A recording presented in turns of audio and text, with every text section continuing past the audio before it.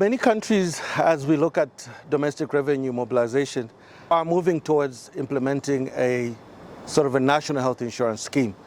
Now, there are many models. You could have, contributory models, non-contributory models, based on the way you structure it and actually ensure coverage. I think the common ones that people are looking at are the social health insurance, and others on the continent are also looking at private. And another group is looking at community-based health insurance. The main differences are that with social health insurance, they tend to focus a lot on the sort of formal sector contributory mechanisms. That has a problematic issue in Africa because the formal sector is such a small sector, and unless you subsidize or have other means to extend to the informal sector, your coverage tends to be quite low. And so many countries are now, as we said previously, implementing these broad-based taxes to supplement these contributory rates that are being collected from the formal sector. With the private sector, the biggest challenge there is that it's very expensive for people to join it, and therefore very hard to achieve universal health coverage.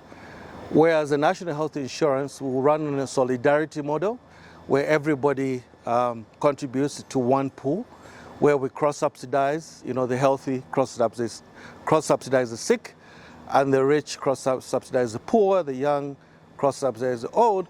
In a private insurance, you use what we call equivalent model, equivalence principle, where the individual is individually risk-rated, meaning you're not really contributing based on your ability to pay. You are, risk-rated individually to see how risky you are, and your premium could actually be very, very high.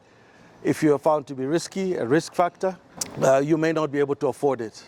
And that's why private health insurance schemes tend to be quite small, usually limited to, small groups of company employees and executives. So I think that's a major challenge. Community-based insurances tend to also be sort of groupings in each village. The challenge there is that the contributions tend to be also quite limited to that small grouping. And because you have fragmented the pool of individuals, it may not be sustainable unless you equalize the risks, you merge them as Rwanda has done. And therefore, the model that Africa, I believe, should be looking at is a universal coverage scheme in which we cover everybody, regardless of socioeconomic status. We put everyone in the same national scheme. We find ways to have both contributory and non-contributory means. In other words, we have the contributory means from people we can track on the payroll, and then those that we can't track, we cover those from diversified income streams, like the taxes on sin taxes, taxes on goods and services, and other luxury goods that can contribute to the pool. We need good legislation that makes sure the governance of these particular schemes and agencies that run them are run in a way that can deliver on the promise of the coverage and the benefit.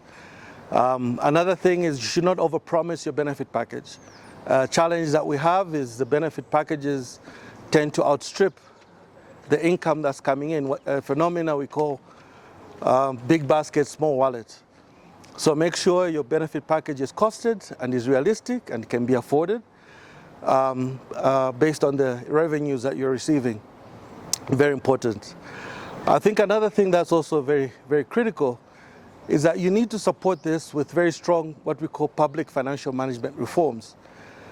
If we can't get the funds to the front lines, the primary healthcare facilities, where we believe 80% of the funds or conditions can be addressed, then the impact of these reforms become meaningless, because at the end of the day, the funds should be collected to translate into real health services.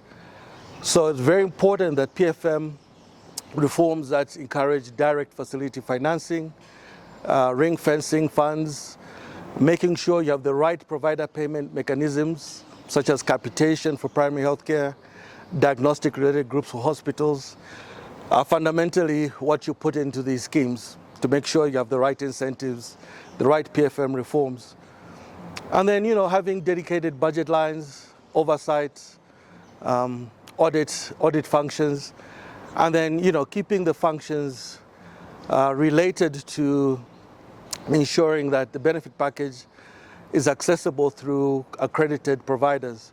And you have the quality function. So a lot of requirements, but indeed, at the end of the day, these schemes must be carefully designed and in a way in which they deliver on the promise or the promises that policymakers make to the nation.